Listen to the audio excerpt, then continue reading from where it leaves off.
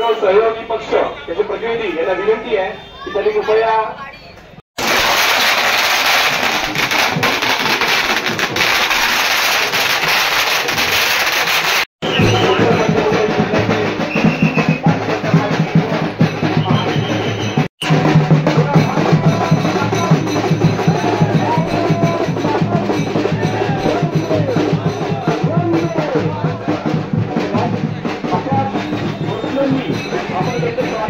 भारत माता की वंदे वंदे भारतीय जनता पार्टीचे भारतीय जनता पार्टीचे की सियावर रामचंद्र की पवन सुत हनुमान की वंदे भारतीय जनता पार्टीचा।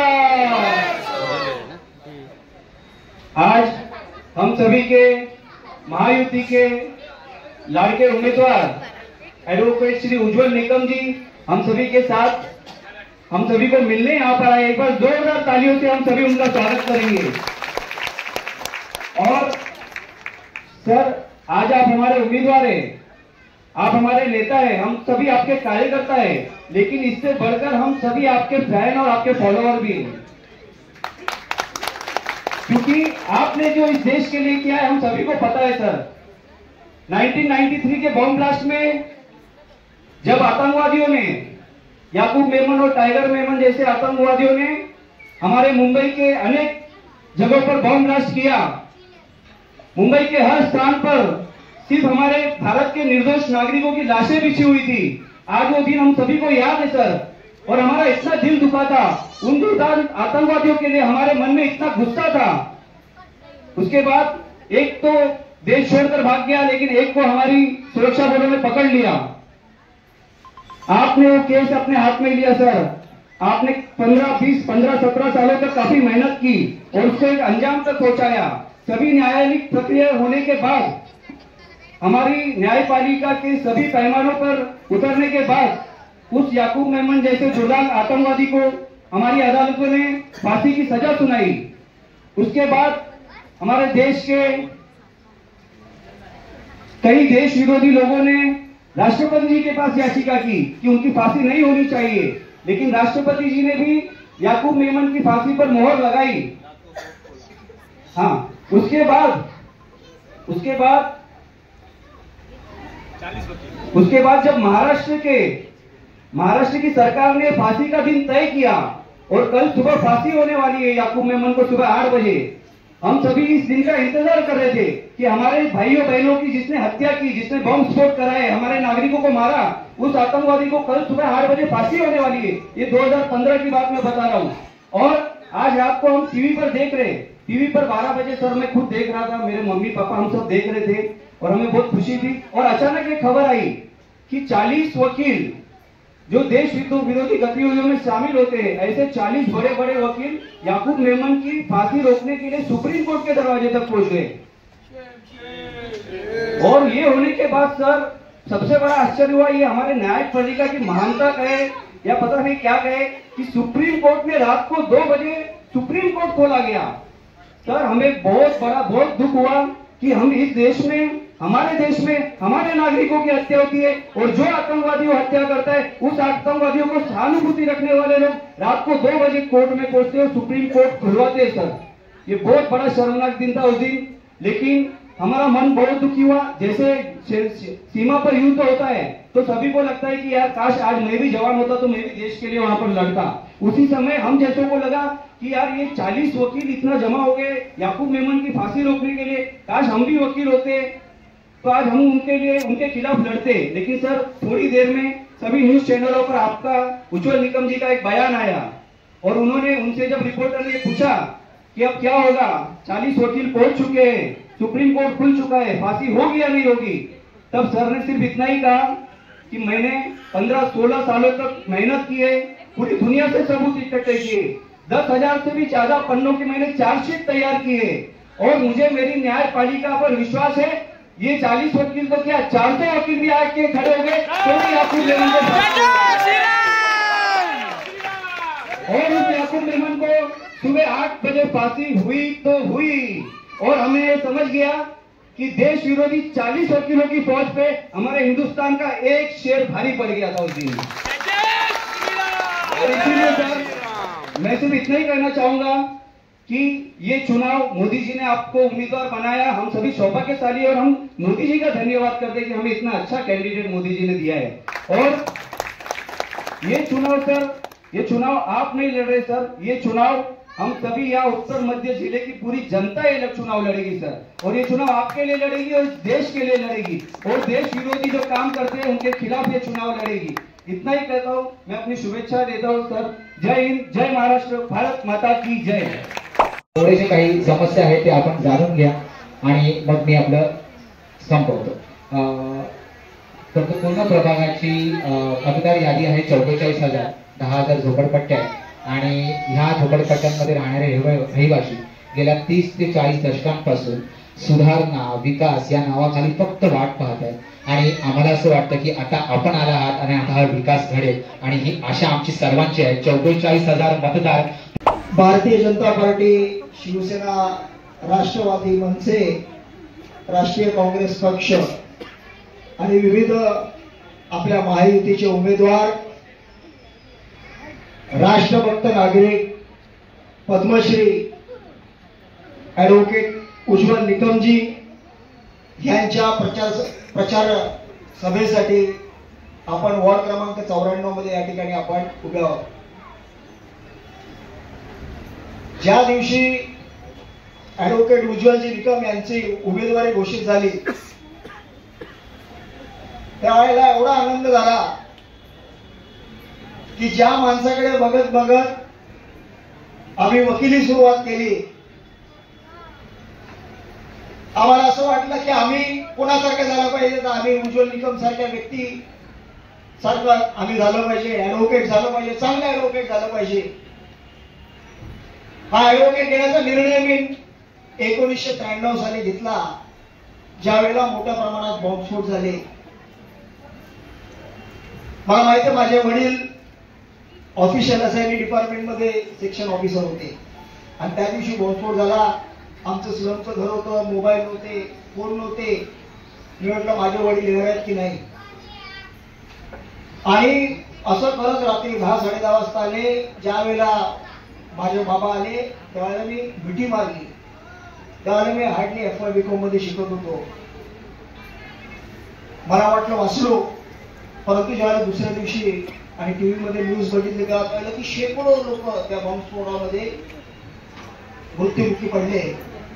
काँग्रेसचं सरकार होतं, न्यायाची अपेक्षा नव्हती, परंतु एक नाव आलं की ॲडव्होकेट उज्ज्वल निकम, आणि त्यांनी हा सर्व केसचा जो ही खटला आहे हा खटला चालू ठेवला आणि आपल्या सर्वांना रिझल्ट माहितीच आहे।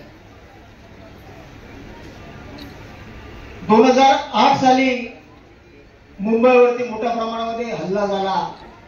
एक आतंकवादाचा एक ग्रुप घुसला आणि बेछूट गोळीबार करायला लागला आणि मोठ्या प्रमाणामध्ये त्यांनी लोक आपली मारली।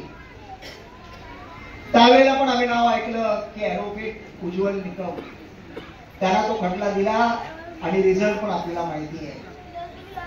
म्हणजे राष्ट्रवाद ज्या माणसामध्ये कुठून भरलेला आहे, दहशतवाद्यांचा कर्णधार म्हणून ज्यांची ख्याती आहे, असा एक उत्कृष्ट व्यक्ती, उत्कृष्ट माणूस, उत्कृष्ट समाजसेवक, पद्मश्री आपल्याला या ठिकाणी उमेदवार म्हणून लाभलेला आहे।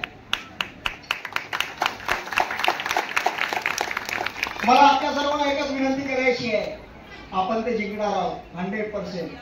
मागच्या 3 दिवसामध्ये आपण एकही मीडिया असं नाहीये की त्यांनी उज्ज्वलजींचं राष्ट्रवाद हा आपल्या लोकांसमोर आणला आहे। मोठ्या प्रमाणामध्ये अतिशय चांगलं वातावरण, अतिशय पॉझिटिव्ह वातावरण संपूर्ण मतदारसंघामध्ये आहे।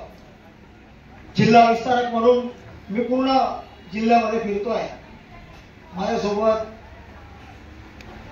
रुपेश मालुसरे आहे, अख्खी टीम आहे, लोकेश दवे आहेत, मित्र पक्षाची लोक आहेत, अनेक लोक हे उज्ज्वलजींना जिंकवण्यासाठी एकदम जीवाचं रान करतायत। ते जिंकणारच आहे, परंतु जी आपली जबाबदारी आहे की एक मतदान आपल्याला खाली करायचं आहे. दुपारी 12 वाजायच्या आत आपल्याला एक संपूर्ण टक्के 100% मतदार 44,000ची आपली लिस्ट आहे. 44,000 मतदार जे आहेत हे मतदार त्या दिवशी उतरले पाहिजे. याची सर्व जबाबदारी आहे ही आपल्या सर्वांची आहे. मला वाटतं की आपण जिंकणार आहोत, परंतु गाफील न राहता त्याची आपण तयारी करूया. मला पण या राष्ट्रभक्ताचे विचार ऐकायचे आहेत, आपल्या सर्वांना सुद्धा या राष्ट्रभक्ताचे विचार ऐकायचे आहेत. त्यामुळे मी जास्त आपल्या त्याच्यामध्ये येत नाही. मी माझ्या वाणीला विराम देतो. खूप खूप धन्यवाद. खूप खूप धन्यवाद.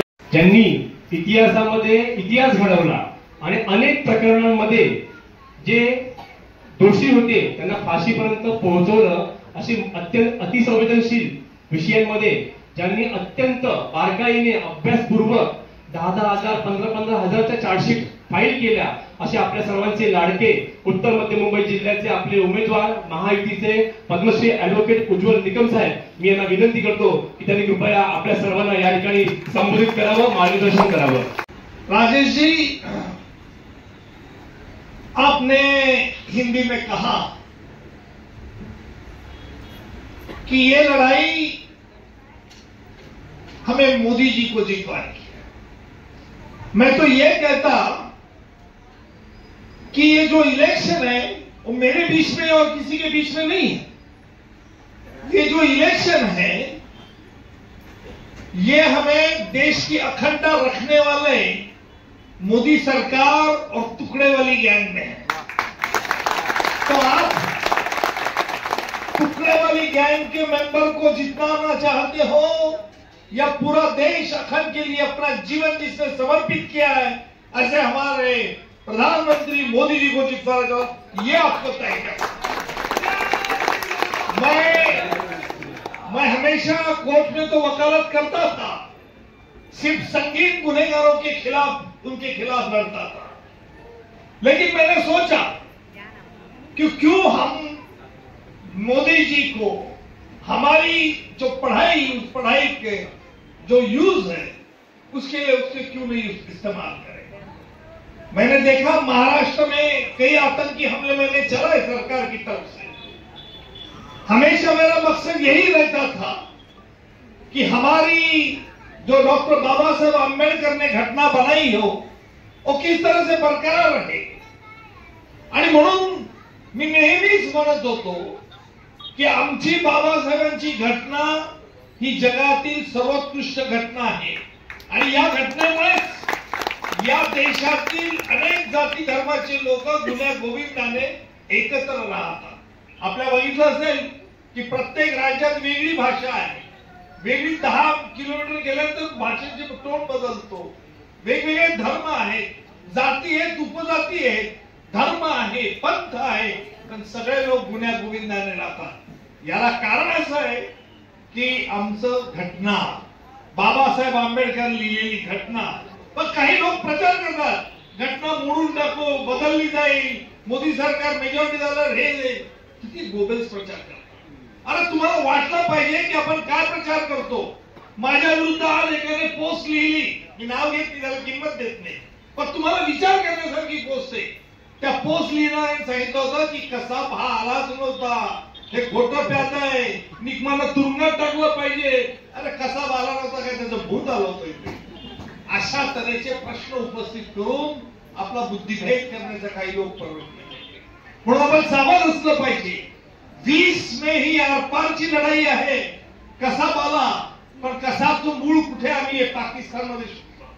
अरे कसाब एवढा नाटकी होता की काय सांगायचं तुम्हाला, कि कसाब ने अनेक गोष्टी केल्या. मी त्याचा उच्चार आता करणार नाही कि वो कसाब था कि पैदा हो वकील, तो उसने क्या किया, उसने हर शतरंज की चाल की.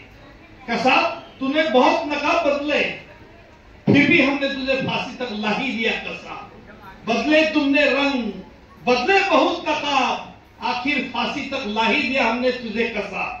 आणि म्हणून आज आम्हाला संसदेमध्ये मी राजकारणात येणार नव्हतो, यायचं होतं नव्हतं हा विचार सोडून द्या, परंतु आपल्याला पंतप्रधान मोदीजींचे हात बळकट करायचे. म्हणून जास्तीत जास्त 20 मेला अगोदर सुट्ट्या आहेत, माझं काय करायचं, मतदान कशाला करायला जाऊ, मी काय गरज नाही, 2 दिवस सुट्ट्या आहेत, बाहेर जाऊ, हा विचार करू नका. 20 मे हा आरपारच्या लढाईचा आहे. आपल्या देशाला स्वातंत्र्य, सार्वभौमत्व, आपल्या देशाचं दरारा हा संपूर्ण जगात जर टिकवायचं असेल तर पंतप्रधान मोदीजींचे हात बळकट केले पाहिजे. म्हणून ही लढाई त्यांच्यामधली आहे आणि म्हणून मी माझी लढाई मानत नाही, मी फक्त त्यांचं सेवक मानतो. कारण प्रधानमंत्री आपले स्वतःला म्हणतात मी प्रधान सेवक आहे आणि म्हणून मी देखील लोकशाहीचा सेवक आहे. एवढंच मी सांगतो, जास्त वेळ घेत नाही. पुन्हा एकदा बोला, भारत माता की भारत माता की जय हिंद, जय महाराष्ट्र, जय भारत. खूप खूप धन्यवाद साहेब.